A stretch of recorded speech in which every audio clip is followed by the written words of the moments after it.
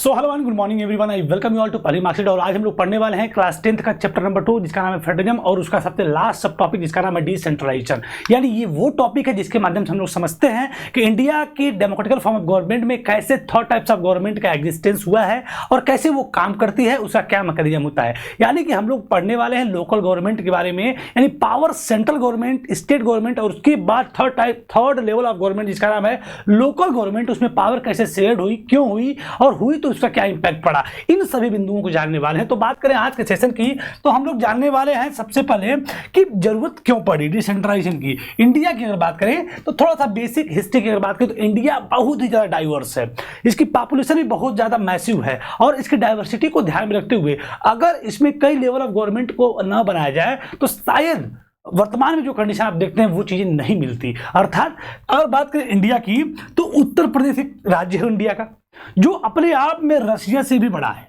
उत्तर प्रदेश जो है एक राज्य है लेकिन वो एक यूरोप के एक देश रशिया से भी बड़ा है।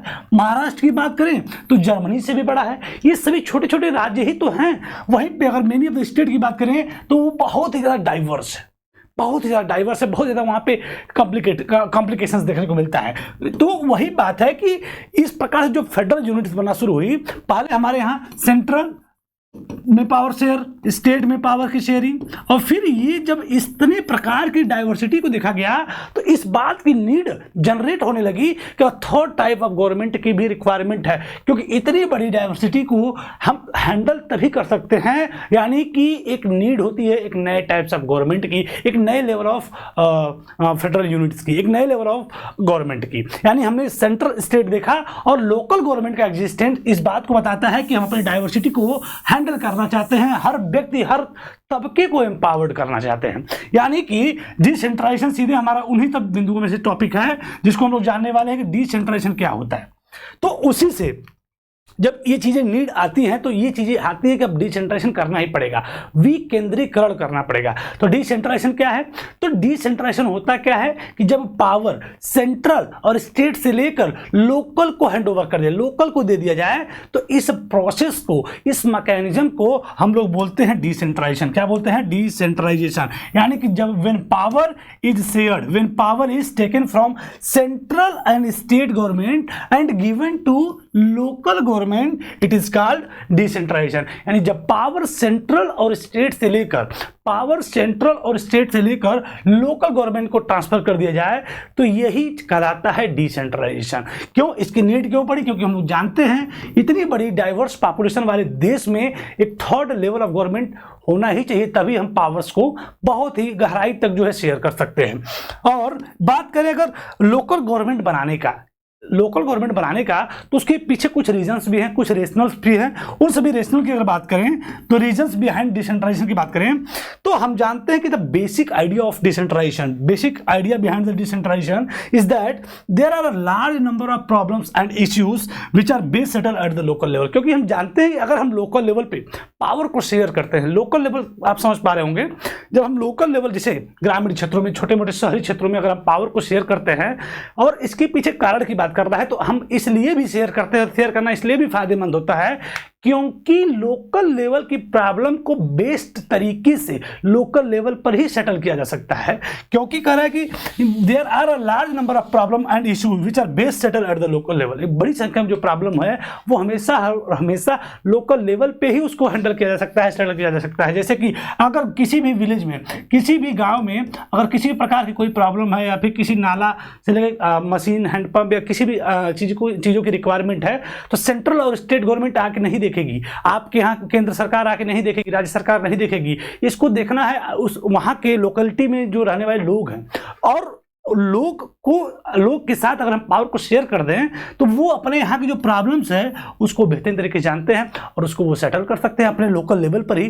तो यही एक प्रमुख कारण रहा कि लोकल गवर्नमेंट बनाने के जो पीछे जो रेशनल बिहाइंड द डिसेंट्रलाइजेशन था, लोकल गवर्नमेंट में पावर शेयरिंग करने का जो कारण था वो ये था कि बड़ी ही अधिक संख्या में प्रॉब्लम्स हैं लोकल लेवल पे और उनको सेटल भी लोकल लेवल पे ही किया जा सकता है। अगले पॉइंट की बात करें तो peoples have better knowledge of problem in their localities. क्योंकि जो लोग होते हैं उनको अपनी लोकेलिटी में जो प्रॉब्लम्स होती है उसकी एक अच्छी जानकारी होती है, बेहतर नॉलेज होता है। और beside at the local government it is possible for the people to directly participate in the decision making. और इससे एक फायदा ये भी होता है कि लोग डायरेक्ट डिसीजन मेकिंग प्रोसेस में क्या कर सकते हैं, पार्टिसिपेट कर सकते हैं, डायरेक्ट क्या कर सकते हैं, पार्टिसिपेट कर सकते हैं। जिसके लिए तमाम सेवरल अटेम्प्ट्स क्या किए गए, सेवरल अटेम्प्ट्स लिए गए, किसके लिए, डिसेंट्रलाइज पावर करने के लिए, पावर को डिसेंट्रलाइज करने के लिए विलेज और टाउन्स में। जब ये हुआ कि लोकल लेवल पे जो प्रॉब्लम्स हैं उनको लोकल लेवल का व्यक्ति ही बेहतर तरीके से हल कर सकता है, तो इसलिए लोकल गवर्नमेंट को एम्पावर्ड करने के बहुत बार प्रयास भी किए गए विलेज और टाउन्स में। लेकिन पंचायत इन विलेज और municipality in urban areas were set up in all the state but these were directly under the control of state government. इसके लिए पंचायत बनाया गया गांव की तरफ, शहर में म्यूनिसिपैलिटी बनाई गई, लेकिन ये दोनों जो मैकेनिज्म बनाए गए पावर को डिसेंट्रलाइज करने के लिए वो सीधे डायरेक्टली अंडर कंट्रोल बाई क्या रहते थे उस वक्त, स्टेट गवर्नमेंट। और election to the local government were not held regularly, और यहाँ पे इलेक्शन भी रेगुलरली नहीं होता था। Local government did not have power and resource of their own, और लोकल गवर्नमेंट के पास खुद की कोई पावर नहीं थी, खुद की जो है रेवेन्यू नहीं थे। अब वो कहाँ से आएंगे, जब स्टेट गवर्नमेंट शेयर करेगा तभी तो आएंगी। So thus there were very little decentralisation in effective terms. तो वही करा है। सबसे पहले उसने कहा कि भारत बहुत डाइवर्स है, इस डाइवर्सिटी को देखते हुए उसको थर्ड लेवल ऑफ गवर्नमेंट की रिक्वायरमेंट होती है, जिसको हम लोग लोकल गवर्नमेंट बोलते हैं। अब लोकल गवर्नमेंट का कॉन्सेप्ट इसलिए भी जरूरी है क्योंकि लोकल लेवल पे जो प्रॉब्लम्स है उनको आप बेहतरीन सोल्यूशन लोकल जो वहाँ की जो लोकेलिटी में रहने वाले लोग हैं वही कर सकते हैं। इसके लिए कदम भी उठाए गए जिससे कि विलेज में और टाउन्स में लोकल गवर्नमेंट का कॉन्सेप्ट का आया है। विलेज में पंचायत और पंचायती राज और टाउन्स में जो है म्यूनिसिपैलिटी बनाए तो गए, लेकिन इसको direct under control by state government रख लिया गया। ठीक है, यहाँ पे इलेक्शंस भी रेगुलरली नहीं होते थे, और जो लोकल गवर्नमेंट है उनके पास कोई भी पावर और कोई रिसोर्स भी नहीं थे, खुद का कोई पावर नहीं थी, खुद कोई रिसोर्स नहीं था। इसकी वजह से हम कह सकते हैं, देखिए डिसेंट्रलाइजेशन तो हुआ लेकिन इफेक्टिव टर्म में हमें देखने को नहीं मिलता है। तो अब इसके बाद क्यों, क्योंकि कोई ऐसा कॉन्स्टिट्यूशनल प्रोविजंस नहीं थे, कोई ऐसे कॉन्स्टिट्यूशनल प्रोविजन मैंडेटरी नहीं किए गए कि आप लोकल गवर्नमेंट के साथ पावर को शेयर ही करेंगे। तो इसके लिए बहुत ही शानदार परिवर्तन हुआ, जो मेजर स्टेप लिए गए टुवर्ड डिसेंट्रलाइजेशन, यानी डिसेंट्रलाइजेशन की तरफ कुछ महत्वपूर्ण कदम उठाए गए, जो कि 1992 के समय 1992 के बाद आपको देखने को मिल जाते हैं।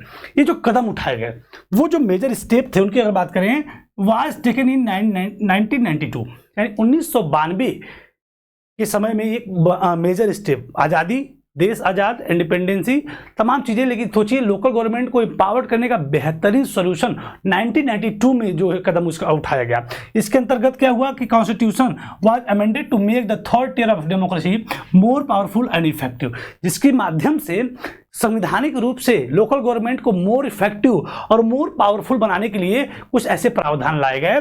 और गवर्नमेंट में संविधान में 73rd और 74th अमेंडमेंट किए गए। 73rd अमेंडमेंट के अंतर्गत पंचायती राज यानी कि रूरल एरिया में ऐसे प्रावधान बनाए गए, और 74th अमेंडमेंट के अंतर्गत अर्बन एरियाज में ऐसे कुछ जैसे म्यूनिसिपैलिटी हो गया, म्यूनिसिपल कॉर्पोरेशन हो गया, जैसी चीज़ों को रेगुलेट करने के लिए सिस्टम जो है संविधान में अमेंडमेंट किया गया। यानी 73वें और 74वें संवैधानिक संशोधन के माध्यम से जो लोकल गवर्नमेंट है उसको इफेक्टिव और पावरफुल बनाने का काम किया गया, जिसके माध्यम से 73rd में पंचायती राज, 74th में आपका म्यूनिसिपैलिटीज, ये दोनों चीजें आती हैं। तो अब थर्ड टियर ऑफ जो गवर्नमेंट थी, जो अब तक इफेक्टिव टर्म में नहीं थी, अब वो इफेक्टिव टर्म में देखने को हमें मिल जाती है। सो अब क्या क्या प्रावधान उठाए गए, क्या क्या कदम उठाए गए उसके अंतर्गत 1992 के बाद जो संवैधानिक रूप से संविधान में संशोधन करके कुछ चीज़ों को बहुत ही जरूरी कर दिया गया, मैंडेटरी कर दिया गया, वो चीज़ें अब क्या क्या थी।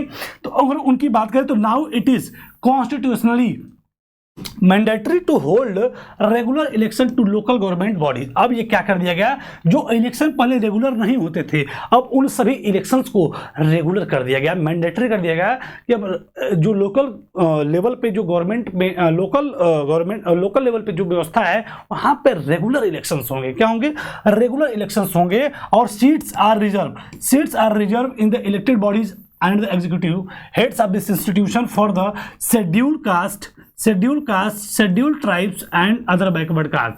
यानी कि SC ST और OBC के लिए सीटें भी आरक्षित कर दी गई, जिससे वो भी डिसीजन मेकिंग प्रोसेस में पार्टिसिपेट कर सकें। और इसके अलावा भी कुछ कदम उठाए गए, जैसे at least 1/3 of the position are reserve for the women, यानी 1/3 सीटें महिलाओं के लिए भी क्या कर दिया गया, रिजर्व कर दिया गया। SC ST OBC के लिए भी सीटें क्या कर दी गई, रिजर्व कर दी गई। कहां पे, लोकल गवर्नमेंट बॉडीज में।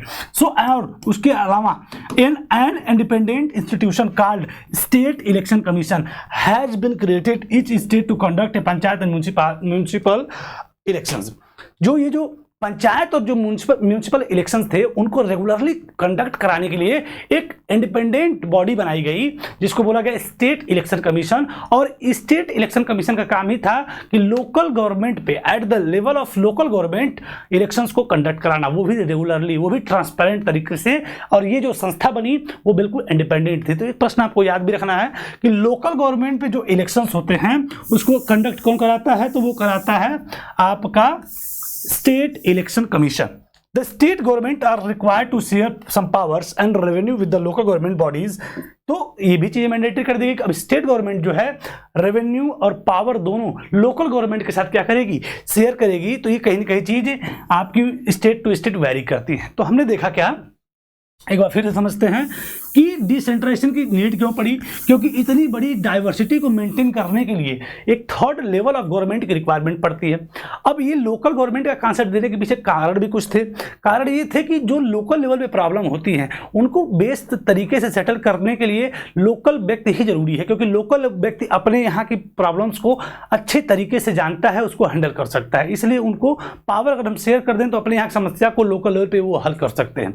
इसके लिए कुछ कदम भी उठाए गए, जैसे कदम उठाए गए कि अब गांव में जो है पंचायती राज बन गए और शहरों में म्यूनिसिपालिटी बन गई। लेकिन यहाँ पे इलेक्शंस जो हैं बन तो गए, लेकिन इलेक्शन रेगुलरली नहीं होते थे और ये पूरे लोकल गवर्नमेंट को सीधे स्टेट गवर्नमेंट के अंडर कंट्रोल रख दिया गया। इसके बाद ये तमाम चीज़ें हुई तो हमको दिखा डिसेंट्रलाइजेशन तो हुआ लेकिन इफेक्टिव टर्म में नहीं हुआ। लेकिन इसके बाद डेमोक्रेसी के इस थर्ड, अगर लोकल गवर्नमेंट की बात करें, सबसे ज़्यादा directly representative form of democracy अगर हमें देखने को मिलती है तो वो मिलती है हमें लोकल गवर्नमेंट में। इसके लिए सरकार अलर्ट होती है, संवैधानिक संशोधन करती है। 1992 के समय में एक बड़ा परिवर्तन आता है और संविधान में 73वां और 74वां संशोधन किया गया, 73rd एंड 74th अमेंडमेंट, जिसके माध्यम से 73rd के माध्यम से पंचायती राज, 74th के माध्यम से म्यूनिसिपालिटी, इन दोनों संशोधन के माध्यम से अब जो है कुछ प्रावधान लागू कर दिए गए। थर्ड लेवल ऑफ गवर्नमेंट को क्रिएट कर दिया गया, मोर पावरफुल, मोर इफेक्टिव बनाने का काम इस अमेंडमेंट के माध्यम से शुरू हो गया। इसके अंतर्गत क्या हुआ कि अब जो है रेगुलर इलेक्शंस होंगे लोकल लेवल पे, लोकल गवर्नमेंट में। साथ ही साथ SC ST और OBC कैंडिडेट्स के लिए सीटें क्या कर दी गई, आरक्षित कर दी गई। महिलाओं के लिए 1/3 सीटें क्या कर दी गई, आरक्षित कर दी गई। रेगुलर इलेक्शन कंडक्ट कराने के लिए लोकल गवर्नमेंट में स्टेट इलेक्शन कमीशन जैसी इंडिपेंडेंट बॉडी को बना दिया गया। और इसके बाद स्टेट गवर्नमेंट के ये चीजें मैंडेटरी कर दी गई कि वो कुछ पावर और कुछ रेवेन्यू लोकल गवर्नमेंट के साथ क्या करेगी, शेयर करेगी। तो ये सारे जो संशोधन थे, जो परिवर्तन थे आफ्टर 1992 हमें देखने को मिल जाते हैं। तो लोकल गवर्नमेंट के थोड़ा सा कंसेप्ट को समझते हैं, उसके स्ट्रक्चर को देखते हैं कि लोकल गवर्नमेंट में क्या क्या चीजें आती हैं। तो लोकल गवर्नमेंट की अगर बात करें, हम लोग तो लोकल सेल्फ गवर्नमेंट को हम लोग दो, इसके कह सकते हैं कि दो पार्ट्स में इसको हम लोग समझ सकते हैं। लोकल गवर्नमेंट को हम लोग दो पार्ट में समझ सकते हैं। एक लोकल गवर्नमेंट जो आपकी होती है रूरल लोकल गवर्नमेंट, क्या होती है, रूरल लोकल गवर्नमेंट, जिसको हम लोग पंचायती राज बोलते हैं। और एक लोकल गवर्नमेंट को हम बोल सकते हैं अर्बन लोकल गवर्नमेंट, जिसको हम लोग म्यूनिसिपालिटीज बोलते हैं, म्यूनिसिपल कॉर्पोरेशन भी बोलते हैं। यानी कि अगर पूरे कंट्री को अगर हम देखें, पूरे कंट्री को अगर हम ध्यान से देखें, पूरे कंट्री को हम लोग ध्यान से देखें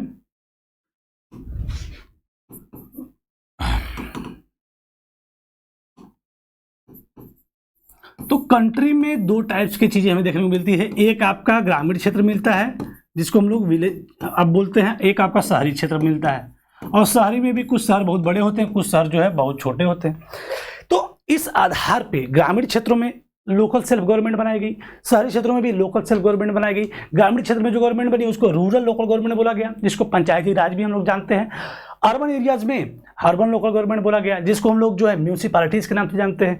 अब इन दोनों का फंक्शनिंग कैसे होता है, कैसे काम करते हैं और इनके जो है स्ट्रक्चर कैसे हैं, इनको हमें समझना है। यानी जो लोकल सेल्फ गवर्नमेंट का कॉन्सेप्ट आया डिसेंट्रलाइजेशन के माध्यम से, यानी कि जब पावर सेंट्रल और स्टेट से लेकर लोकल को दे दी जाए तो लोकल भी अपने यहाँ दो विंग में काम करता है, एक आपका रूरल और एक अर्बन। रूरल मतलब ग्रामीण क्षेत्र में कैसे काम करता है और शहरी क्षेत्र में कैसे काम करता है। तो ग्रामीण क्षेत्र की अगर बात करें तो ग्रामीण क्षेत्र में लोकल जो सेल्फ गवर्नमेंट है, जो रूरल लोकल गवर्नमेंट है, उसके बारे में हम लोग सभी एस्पेक्ट को जानते हैं। देखिए हम सभी लोग छोटे मोटे गांव से ही आते हैं सभी लोग, और कुछ लोग शहर से भी आते हैं। तो गांव का मैकेनिज्म कैसे होता है, शहर का जो मैकेनिज्म कैसे होता है, कैसे पावर शेयरिंग हुई है, उन सभी चीज़ों को अगर एक बार जाने तो rural local government is popularly known the name Panchayati Raj. जो रूरल लोकल गवर्नमेंट होता है उसको हम लोग पंचायती राज के नाम से जानते हैं। किसके नाम से जानते हैं? पंचायती राज के नाम से। होता क्या है कि ईच विलेज और group of village in some state has a ग्राम पंचायत। हर विलेज में क्या होती है, हर विलेज में क्या होता है, ग्रुप ऑफ विलेज में या फिर विलेज में ग्राम पंचायत होती है। अब इस ग्राम पंचायत में क्या होते हैं, सेवरल वार्ड्स होते हैं, और उस सेवरल वार्ड्स के वार्ड मेंबर होते हैं जिनको हम लोग पंच बोलते हैं, और उसके प्रेसिडेंट को हम लोग क्या बोलते हैं? सरपंच बोलते हैं।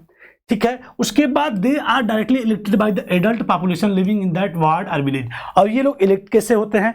उसी विलेज या वार्ड में रहने वाले जितने भी एडल्ट मेंबर हैं, जितने भी 18+ लोग हैं, वो उनको जो है पंच और सरपंच को क्या करते हैं? इलेक्ट करते हैं। और ये क्या होती है? पूरे गांव के लिए, इंटायर विलेज के लिए डिसीजन मेकिंग बॉडी होती है। यानी पंच और सरपंच जो होते हैं पूरे गाँव के लिए डिसीजन मेकिंग बॉडी होते हैं। और ये panchayat work under the overall supervision of Gram Sabha.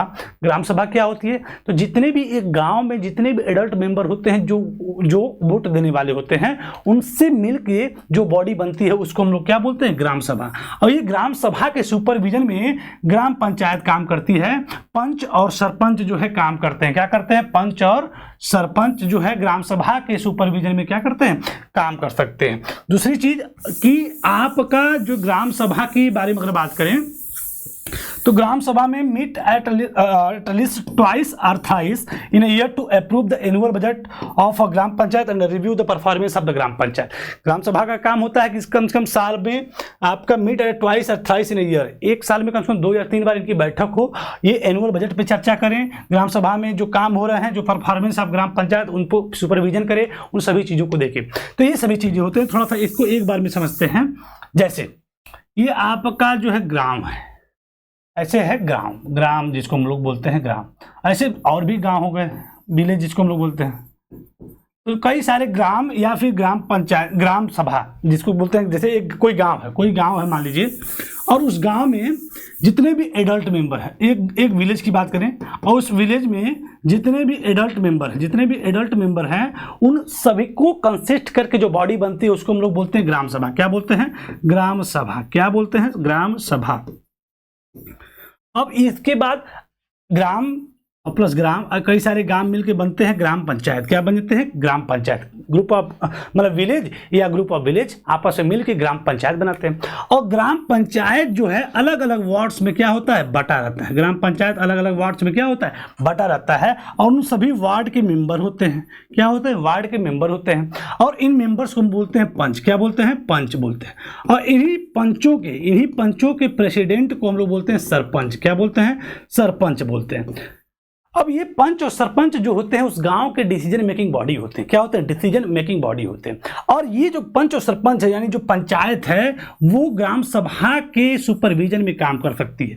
Gram सभा के सुपरविजन में काम करती है। और ग्राम सभा क्या होती है? एक गांव में या ग्रुप ऑफ विलेज में जितने भी एडल्ट मेंबर्स होते हैं, उनके बॉडीज को हम लोग बोलते हैं ग्राम सभा।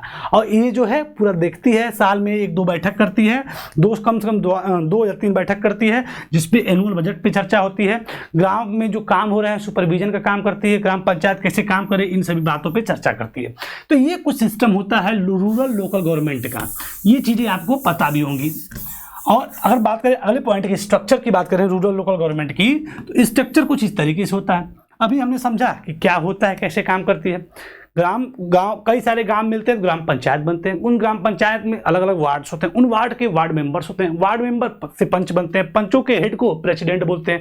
यानी पंच और सरपंच ग्राम सभा के द्वारा इलेक्ट होते हैं। और ये पंच और सरपंच जो है गांव के या ग्राम सभा के डिसीजन मेकिंग बॉडी होते हैं। और ग्राम सभा क्या करती है, हर साल एनुअल बजट में बैठक में हिस्सा लेती है 2 या 3 बार। और ग्राम सभा के ग्राम पंचायत कैसे काम कर रही है उस ग्राम सभा में, उन सब चीजों को सुपरविजन करती है, देखती है और उस पर चर्चा करती है। तो स्ट्रक्चर की अगर बात करें तो स्ट्रक्चर क्या होता है, the local government structure goes right up to the district level. Local government, जो रूरल लोकल गवर्नमेंट होता है, वो जिले तक की अगर बात करें कैसे सफर तय करती है। तो आपका जैसे एक विलेज हो गया, एक ग्राम हो गया, एक ग्राम हो गया, ये दोनों मिलकर क्या बनाते हैं, ग्राम पंचायत। क्या बनाते हैं, ग्राम पंचायत। तो ग्राम पंचायत और फिर ग्राम पंचायत ऐसे जुड़ जाते हैं तो क्या बनता है, पंचायत समिति। क्या बनती है, पंचायत समिति। ऐसे बहुत सारी पंचायत समितियां जब जुड़ती हैं तो जिले लेवल पे क्या बनता है, जिला परिषद। क्या बनता है, जिला परिषद। ये चीजें आपको याद रखनी होगी। जो ग्राम पंचायत होती है विलेज लेवल पे होती है। पंचायत समिति जो होती है जिसको हम लोग ब्लॉक बोलते हैं, मंडल बोलते हैं, पंचायत समिति बोलते हैं, ये तीनों बातें एक हैं। चाहे पंचायत बोले, पंचायत समिति बोले या ब्लॉक बोले, ये तीनों बातें क्या हैं, एक ही है। इसके बाद बहुत सारी पंचायत समिति, उस पूरे जिले की जितनी पंचायत समितियां होती हैं वो मिलती हैं तो बनता है जिला परिषद। क्या बनता है, जिला परिषद। ये पूरा सिस्टम होता है गांव से शहर की तरफ, गांव से लेकर शहर की तरफ जो स्ट्रक्चर बना है रूरल लोकल गवर्नमेंट का, उसको हम लोग देखते हैं। अब few gram panchayat are grouped together to form a usually called what is usually called a panchayat समिति or ब्लॉक और मंडल। बहुत सारे छोटे छोटे ग्राम पंचायत, जितने भी जैसे गांव जुड़ते हैं कई सारे तो ग्राम पंचायत बनती है, कई सारी ग्राम पंचायत जुड़ती हैं तो बनता है क्या, पंचायत समिति, जिसको हम लोग ब्लॉक बोलते हैं या फिर मंडल बोलते हैं, जिसको हम लोग ब्लॉक बोलते हैं या फिर मंडल बोलते हैं। अब इसके बाद the member of the representative body are elected by the panchayat member in that area. भाई उस कैसे बनती है, उस पंचायत मेंबर के द्वारा इलेक्ट होते हैं लोग। उस पंचायत में, उस क्षेत्र में जो पंचायत मेंबर्स होते हैं वो इलेक्ट करके इनको बनाते हैं। All the panchayat samiti or mandals in a district together constitute the zila parishad. और एक जिले के अंदर जितने भी पंचायत समितियां होती हैं वो सभी कॉन्स्टिट्यूट करके जिला परिषद बनाती है, जो कि डिस्ट्रिक्ट लेवल पे होता है। क्या होता है, डिस्ट्रिक्ट लेवल पे होता है। Most member of the zila परिषद आर इलेक्टेड, यानी जितने भी मेंबर्स होते हैं जिला परिषद के वो सभी इलेक्टेड होते हैं। Member of the Lok Sabha and MLA and MPs, MLAs and MPs और डिस्ट्रिक्ट के अदर जो ऑफिशियल्स हैं वो जो है level bodies are called member are also its member. यानी जिला परिषद के जो मेंबर्स होते हैं, पहली बात तो आपके जिला परिषद हो गए, यानी कि आपका गांव जुड़े तो ग्राम पंचायत जुड़े तो पंचायत समिति पूरे जिले की जो जुड़ती है तो जिला परिषद को जिला परिषद जैसी एक बॉडी को बनाती है। और जिला परिषद जैसी बॉडी में ये लोग तो होते ही हैं, साथ ही साथ जो डिस्ट्रिक्ट ऑफिसर्स होते हैं, जो डिस्ट्रिक्ट ऑफिशियल्स होते हैं, एमएलएज और उस जिले के जो एमपीज होते हैं वो होते हैं, वो सभी लोग उसमें बैठते हैं, इन सभी लोग इसके मेंबर होते हैं। और अगर बात करें जिला परिषद चेयरपर्सन की, तो इस पूरे जिले लेवल पे का जो पॉलिटिकल हेड होता है, जिले लेवल पे जो पॉलिटिकल हेड होता है जिसको हम लोग बोलते हैं जिला परिषद चेयरपर्सन। क्या बोलते हैं, जिला परिषद चेयरपर्सन, जो जिला परिषद का हेड होता है। यानी कि पूरे जिले का जो पॉलिटिकल हेड होता है उसको हम लोग बोलते हैं जिला परिषद चेयरपर्सन। और जो क्या बोल सकते हैं, कॉन्स्टिट्यूशनल जो हेड होता है उसको हम लोग डिस्ट्रिक्ट मजिस्ट्रेट बोलते हैं, डीएम बोलते हैं। ये चीज़ें आपको पता भी होंगी। तो एक बार फिर से समझते हैं कि कैसे स्ट्रक्चर बना हुआ है, यानी रूरल लोकल गवर्नमेंट का जो पूरा फॉर्मेशन है वो कैसे पूरे जिले तक पहुंचता है। तो इसकी अगर बात करें तो होता क्या है कि आपके छोटे छोटे गांव मिलते हैं तो आपका बनता है ग्राम पंचायत। क्या बनता है, ग्राम पंचायत। ठीक है, अब इसके बाद छोटे छोटे ग्राम पंचायत जुड़ते हैं, कई सारे ग्राम पंचायत एक जो है ब्लॉक में जुड़ते हैं तो बनता है पंचायत समिति। क्या बनता है, पंचायत समिति। क्या बनता है, पंचायत समिति। और एक जिले में जितनी पंचायत समितियां होती हैं जब वो आपस में जुड़ती हैं तो वो बनता है जिला परिषद। क्या बनता है, जिला परिषद। क्या बनता है, जिला परिषद। और जिला परिषद का जो हेड होता है जिला परिषद चेयरपर्सन होता है। और ये जो जिला परिषद बॉडी है इसका जो हेड होता है उस जिले का पॉलिटिकल हेड होता है। और इसमें जो है मेंबर के रूप में आपके ये लोग तो होते हैं, गवर्नमेंट ऑफिशियल्स होते हैं, और साथ ही साथ एमपी और एमएलए भी इसमें आपके बैठते हैं, वो भी इसके क्या होते हैं, मेंबर्स होते हैं। यानी ये रहा पूरा कंप्लीट स्ट्रक्चर किसका, रूरल लोकल गवर्नमेंट का। रूरल लोकल गवर्नमेंट का ये सिस्टम होता है कि जैसे ग्राम पंचायत होता है विलेज लेवल पे, पंचायत समिति को हम लोग मंडल भी बोलते हैं, ब्लॉक भी बोलते हैं, ये होता है ब्लॉक लेवल पे। और जिला परिषद क्या होता है, डिस्ट्रिक्ट लेवल पे। और जिला परिषद का जो हेड होता है जिला परिषद चेयरपर्सन, जिसको हम लोग ये बोलते हैं। ये पूरा सिस्टम आपका रूरल लोकल गवर्नमेंट का है। बात करें अगर अर्बन लोकल गवर्नमेंट का, तो अभी हम लोग क्या पढ़ रहे हैं, local government, local self government. और लोकल सेल्फ गवर्नमेंट में हमने पढ़ लिया है रूरल लोकल गवर्नमेंट। कैसे रूरल एक गांव से जिले तक का पूरा सफर तय करती है, उसको हमने देख लिया। इसके फंडामेंटल चीजों को हमने देख लिया। बात करें अगर अर्बन लोकल गवर्नमेंट की, तो अर्बन लोकल गवर्नमेंट में क्या होता है कि म्यूनिसिपालिटीज जो होती हैं टाउन्स में होती हैं, शहरों में होती हैं। और बड़े बड़े शहरों में क्या होता है, म्यूनिसिपल कारपोरेशन। क्या होता है, म्यूनिसिपल कारपोरेशन। बड़े बड़े शहरों में क्या होता है, म्यूनिसिपल कारपोरेशन होता है। छोटे शहरों में क्या होता है, म्यूनिसिपालिटीज। और म्यूनिसिपालिटी और जो म्यूनिसिपल कारपोरेशन होते हैं वो सीधे कंट्रोल्ड होते हैं किसके द्वारा, by the elected bodies consisting of the people representative. यानी इनके यहाँ भी इलेक्शंस होते हैं और इन इलेक्शंस के माध्यम से ये इलेक्ट होते हैं। और इलेक्ट होके शहरों में, चाहे छोटा शहर हो चाहे बड़ा शहर हो, अपनी व्यवस्थाओं को जैसे गांव में चलती है वैसे चलाते हैं। बात करें म्यूनिसिपल चेयरपर्सन का, तो वो क्या कहलाता है, म्यूनिसिपल चेयरपर्सन को हम लोग बोलते हैं पॉलिटिकल हेड ऑफ म्यूनिसिपैलिटीज। यानी म्यूनिसिपैलिटी का जो पॉलिटिकल हेड होता है, उसको हम लोग बोलते हैं म्यूनिसिपल चेयरपर्सन। क्या बोलते हैं, म्यूनिसिपल चेयरपर्सन। यानी कि म्यूनिसिपैलिटी का जो पॉलिटिकल हेड होता है उसको हम लोग बोलते हैं म्यूनिसिपल चेयरपर्सन। वहीं पर बड़े बड़े शहरों में यानी बिग सिटीज में जो म्यूनिसिपल कारपोरेशन होता है उसके हेड को हम लोग बोलते हैं मेयर। क्या बोलते हैं, मेयर। ये दो चीजें आपको समझनी होगी। फिर से एक बार समझते हैं कि हमने क्या पढ़ा। अर्बन लोकल गवर्नमेंट की अगर बात करें तो अर्बन लोकल गवर्नमेंट शहरी क्षेत्रों में होती है। और शहरी क्षेत्रों में जो व्यवस्था है अगर उसकी बात करें तो आपके जो छोटे शहर होते हैं उसमें म्यूनिसिपैलिटी होती है। क्या होती है, म्यूनिसिपैलिटी। बड़े शहरों में म्यूनिसिपल कारपोरेशन होते हैं। क्या होते हैं, म्यूनिसिपल कारपोरेशन। म्यूनिसिपैलिटीज का काम और म्यूनिसिपल कारपोरेशन दोनों क्या होते हैं, इलेक्टेड बॉडी होते हैं। क्या होते हैं, इलेक्टेड बॉडी। जैसे बड़े बड़े शहरों में या छोटे शहरों में अलग अलग वार्ड होते हैं और अलग वार्ड के अलग अलग पार्षद होते हैं, वो सभी को हम लोग इलेक्ट करते हैं। और वो सभी चाहे वो म्यूनिसिपल चेयरपर्सन हो और चाहे वो मेयर हो, उनको वो इलेक्ट करते हैं। यानी ये भी इलेक्टेड होते हैं। ये भी क्या होते हैं, इलेक्टेड होते हैं। म्यूनिसिपैलिटी का जो हेड होता है म्यूनिसिपल चेयरपर्सन होता है। क्या होता है, म्यूनिसिपल चेयरपर्सन होता है। वहीं पर म्यूनिसिपल कारपोरेशन का जो हेड होता है वो मेयर होता है। क्या होता है, मेयर होता है। ये चीजें आपको समझनी पड़ेगी। म्यूनिसिपैलिटी जो होते हैं छोटे शहरों में और म्यूनिसिपल कारपोरेशन होते हैं बड़े शहरों में। क्योंकि हम लोग जानते हैं सिटीज को भी अगर कैटेगराइज करें तो एक सिटीज होती हैं, टाउन्स होते हैं और सेमी अर्बन लोकेलिटीज होती हैं। या फिर आपको दो ही कैटेगरी में, एक छोटे शहर एक बड़े शहर। छोटे शहर में म्यूनिसिपैलिटी, बड़े शहर में म्यूनिसिपल कारपोरेशन। म्यूनिसिपैलिटी का जो हेड होता है म्यूनिसिपल चेयरपर्सन होता है, जिसको हम लोग चेयरमैन भी बोलते हैं। और वहीं पर बड़े शहरों का जो पॉलिटिकल हेड होता है जिसको हम लोग बोलते हैं मेयर। क्या बोलते हैं, मेयर होते हैं। तो ऐसा ये कुछ स्ट्रक्चर जो होता है अर्बन लोकल गवर्नमेंट का होता है। बात करें अगर लोकल सेल्फ गवर्नमेंट की इसके, तो this new system of local government is the largest experiment of democracy conducted by the anywhere in the world। यानी जो भारत में ये थर्ड लेवल ऑफ जो गवर्नमेंट का कॉन्सेप्ट लाया गया जिसको हम लोग लोकल गवर्नमेंट बोलते हैं, ये वर्ल्ड में सबसे बड़ा कहीं ना कहीं डेमोक्रेसी का एक्सपेरिमेंट किया गया है भारत में। यानी सबसे बड़ा एक्सपेरिमेंट है भारत में, क्योंकि वही कह रहा है कि the new system of local government is the largest experiment in democracy conducted anywhere in the world.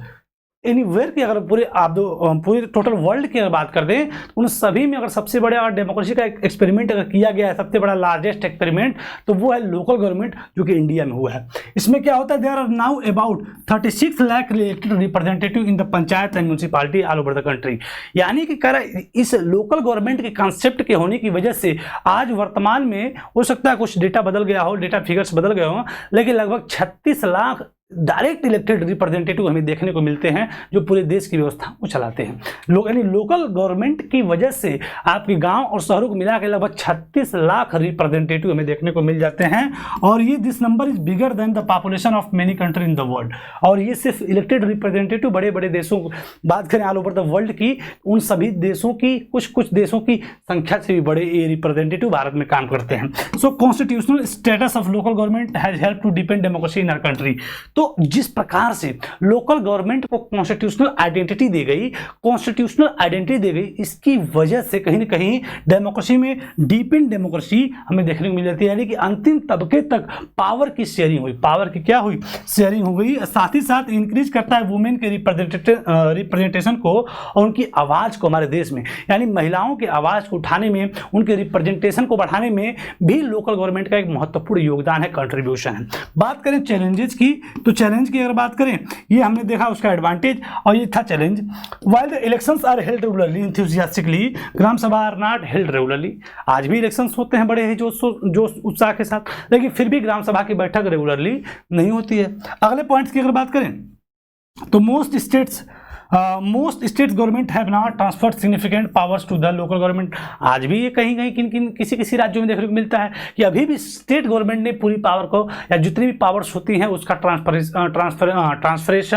Transparency के साथ ट्रांसफर नहीं किया हुआ है स्टेट गवर्नमेंट किसके साथ, लोकल गवर्नमेंट के साथ। यानी आज भी ये हम लोग कह सकते हैं कि स्टेट गवर्नमेंट ने लोकल गवर्नमेंट के साथ पूरी पावर का ट्रांसपेरेंसी के साथ ट्रांसफर नहीं किया हुआ है, और ना ही दे गिवन एडेक्वेट रिसोर्स, ना ही वो पर्याप्त संसाधन भी आज तक ट्रांसफर किए हैं। यानी आज भी रिसोर्स और रेवेन्यू अच्छे से स्टेट गवर्नमेंट के द्वारा लोकल गवर्नमेंट को नहीं होते हुए देखने को मिलता है। आज भी ग्राम सभा रेगुलरली हेल्ड नहीं होती है, रेगुलरली बैठक नहीं होती है। तो इट्स ऑल अबाउट फेडरलिज्म, यानी कि हमने ये पढ़ लिया पूरा कंप्लीट लोकल गवर्नमेंट आज के पूरे इस सेशन में। यानी आपको समझ में आया होगा कि लोकल गवर्नमेंट होने की वजह से ऑल ओवर द वर्ल्ड की बात करें तो इसकी वजह से 36 लाख रिप्रेजेंटेटिव हमें देखने को मिल जाते हैं, जो कि बड़े बड़े देशों की जनसंख्या से भी ज़्यादा है। ये कहीं ना कहीं डेमोक्रेसी को गहराई तक ले जाने का प्रयास हुआ है इसके माध्यम से, और डेमोक्रेसी कहीं ना कहीं बहुत अंतिम समाज के अंतिम वर्ग तक भी पावर को शेयर करने का काम करती है लोकल गवर्नमेंट। चैलेंजेस की बात करें तो आज भी भले लोकल गवर्नमेंट बन गया, लेकिन आज भी कुछ ऐसे गांव हैं, ऐसे स्टेट्स हैं जहां पे पावर की रिसोर्स की एडेक्वेट रिसोर्स की शेयरिंग नहीं होती है, ना ही ग्राम सभा वहां पे रेगुलरली बैठक करती है। तो ये कुछ चैलेंजेस भी हैं, कुछ बेनिफिट्स भी हैं, और ये सभी एस्पेक्ट हैं। यानी इसके साथ हमने फेडरलिज्म के इस पूरे टॉपिक को, सब टॉपिक्स को, जितने भी इंपॉर्टेंट एस्पेक्ट थे सबको हमने डिस्कस कर लिया और पूरे चैप्टर को कंप्लीट कर लिया। हमने क्या क्या पढ़ा? सबसे पहले हमने पढ़ा फेडरलिज्म। क्या पढ़ा? फेडरलिज्म। फिर हमने देखा कि फेडरेशन क्या होता है, तो दो टाइप्स हमने देखा। फेडरेशन होता है एक कमिंग टुगेदर फेडरेशन और एक होल्डिंग टुगेदर फेडरेशन, ये हमने देख लिया। फिर इसके बाद हमने देखा कि आपके टाइप्स ऑफ फेडरेशन, तो हमने देख लिया। फिर व्हाट मेक्स इंडिया, इसके बाद हमें पढ़ा कि फीचर्स ऑफ फेडरलिज्म, यानी फेडरलिज्म के फीचर्स को हमने देखा। फिर हमने देखा what makes India federal country, यानी भारत को ऐसी क्या चीज़ है जो फेडरल बनाती है। फिर हमने देखा हाउ इज फेडरलिज्म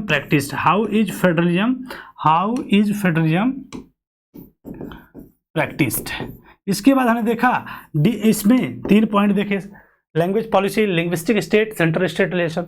फिर हमने देखा डिसेंट्रलाइजेशन। क्या देखा हमने? डिसेंट्रलाइजेशन। और इस डिसेंट्रलाइजेशन में हमने देखा लोकल गवर्नमेंट, और लोकल गवर्नमेंट में हमने देखा एक रूरल और एक अर्बन, दोनों के स्ट्रक्चर को, दोनों के मैकेनिज्म को। और इस तरीके से इस पूरे चैप्टर को, इस चैप्टर के सभी सब टॉपिक्स को, सभी की एस्पेक्ट को हमने डिस्कस कर लिया। सो आई होप आपको पूरा सेशन कंप्लीट समझ में आया होगा। इसके बाद हम लोग इस चैप्टर के जितने भी क्वेश्चन हैं उनको करने वाले हैं, समझने वाले, देखने वाले हैं। सो आज के फिलहाल सेशन में इतना ही। नमस्कार, धन्यवाद। इसी के साथ साइन ऑफ करते हैं। Thank you.